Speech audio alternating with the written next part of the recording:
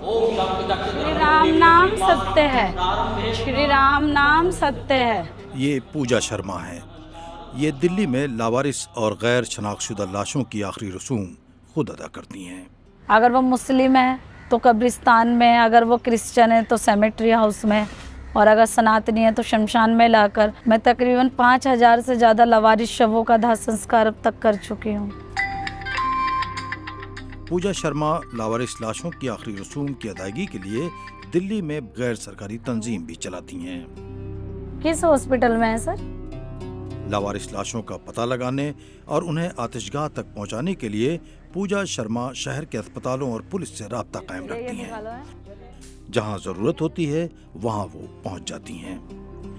लोगों के सपोर्ट से ही मैंने एक एम्बुलेंस भी खरीदी है जो कि लावारिस शवों और गरीब लोगों की सहायता के लिए है। उन्हें इस समाजी खिदमत की तरगीब अपने भाई की मौत से मिली। उन्हें अपने भाई की आखिरी रसूम खुद अदा करनी पड़ी थी। 13 मार्च 2022 को मेरे बड़े भाई की डेथ हो गई थी, जिसका सदमा मेरे जो पिता हैं वो बर्दाश्त नहीं कर पाए थे, कोमा में चले गए थे। तो उसका दाह संस्कार करने के लिए कोई मर्द नहीं था।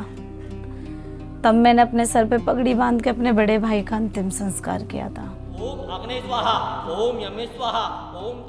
अपनी जाती तकलीफ और किसी की मदद न मिलने के अपने तजुर्बे से उन्होंने लावारिस लाशों की आखिरी रसूम अदा करने का फैसला किया ताकि वो दूसरों के काम आ सकें और किसी को उनकी जैसी बेबसी से न गुजरना पड़े। उस वक्त मैंने सोचा कि अब मैं इस जंजीर को तोड़ूंगी। जब मेरी किसी ने मदद नहीं करी समाज में रहते हुए, तो उन लोगों की कौन मदद करता होगा जो कि रोडों पे पड़े हैं। लेकिन पूजा को इस समाजी खिदमत में चैलेंजेस का भी सामना करना पड़ा। उनके इस काम में रुकावटें डाली गईं। पुरानी रवायत तोड़ने के सबब वो समाज की तनकीद का भी निशाना बनी। महिलाओं को हमेशा हमने बचपन से सुना है कि महिलाएं शमशान में नहीं जाती है, तो कहीं ना कहीं मैं जो बनी बनाई उनकी प्रथा थी उसको तोड़ रही थी। तो वो समाज उसको बर्दाश्त नहीं कर पा रहा था। मुझे शमशान में आने के लिए मना कर दिया गया। हिंदू मजहब में मरने वाले की आखिरी रसूम मर्द रुकन के जरिए अदा की जाती है। पूजा ने इस रवायत को तोड़ दिया है। उसके बाद मैंने पढ़ना शुरू किया। मैंने अपने वेद पढ़े, ग्रंथ पढ़े, धार्मिक किताबें पढ़ी। मुझे पढ़ने के बाद पता चला कि किसी भी धर्म की धार्मिक किताब में ये लिखा ही नहीं है कि कोई महिला दाह संस्कार नहीं कर सकती है। लावारिस लाशों की आखिरी रसूम अदा करना एक चैलेंज भरा काम तो है ही, इसने पूजा की जाती जिंदगी पर भी गहरा असर डाला है।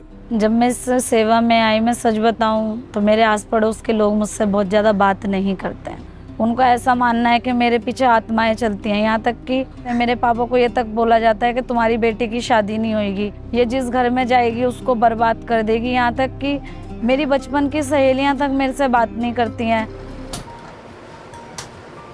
लेकिन ये तमाम मुश्किलें भी पूजा को उनके रास्ते से हटा नहीं सकीं।